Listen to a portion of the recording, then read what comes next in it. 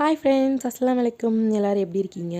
ரொம்ப எம்மியான டேஸ்ட்டான சூப்பரான ஃப்ரைட் ரைஸ், அதுவும் பன்னீர் ஃப்ரைட் ரைஸ் எப்படி செய்கிறதுன்னு பார்க்கலாமா? நிஜமாவே டேஸ்ட்டு சூப்பராக இருக்குங்க. உங்களுக்கு சாப்பிட பிடிக்கல, வீட்டில் சாப்பிட பிடிக்கல, இல்லை வெரைட்டி எதாவது சாப்பிடணுன்னு ஆசையாக இருக்குன்னா இது மாதிரி ட்ரை பண்ணலாம். நிஜமாவே டேஸ்ட்டு சூப்பராக இருந்தது. எங்கள் வீட்லேயுமே எல்லோரும் டேஸ்ட்டு நல்லா இருக்குன்னு சொன்னாங்க. இப்போ அது எப்படி செய்கிறதுன்னு பார்க்கலாமா?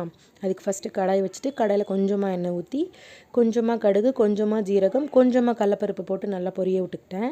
அதுக்கப்புறம் பார்த்திங்கன்னா உங்கள்கிட்ட என்ன வெஜிடபிள்ஸ் இருக்கோ நீங்கள் அதை சேர்த்துக்கலாம். நான் கேரட் ஒரு கேரட் குட்டி குட்டியாக கட் பண்ணி சேர்த்துக்கிட்டேன். அப்புறம் பீன்ஸ் ஒரு 4 பீன்ஸ் அதையும் குட்டி குட்டியாக கட் பண்ணி சேர்த்துக்கிட்டேன். என்கிட்ட பேபி கார்ன் இருந்தது, அதையும் கட் பண்ணி சேர்த்துக்கிட்டேன். நீங்கள் கேப்சிகம் கூட சேர்த்துக்கலாம். அப்புறம் என்கிட்ட மஷ்ரூம் இருந்தது, அதையும் குட்டி குட்டியாக கட் பண்ணி சேர்த்துக்கிட்டேன்.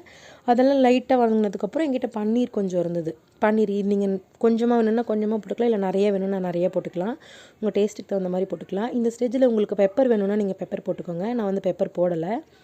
அதுக்கு காயெல்லாம் நல்லா ஒரு 70% வந்ததுக்கப்புறம் ஒரு எக்கு உடச்சி ஊற்றி நல்லா எல்லாத்துக்குள்ளோடையும் மிக்ஸ் பண்ணிக்கிட்டேன்.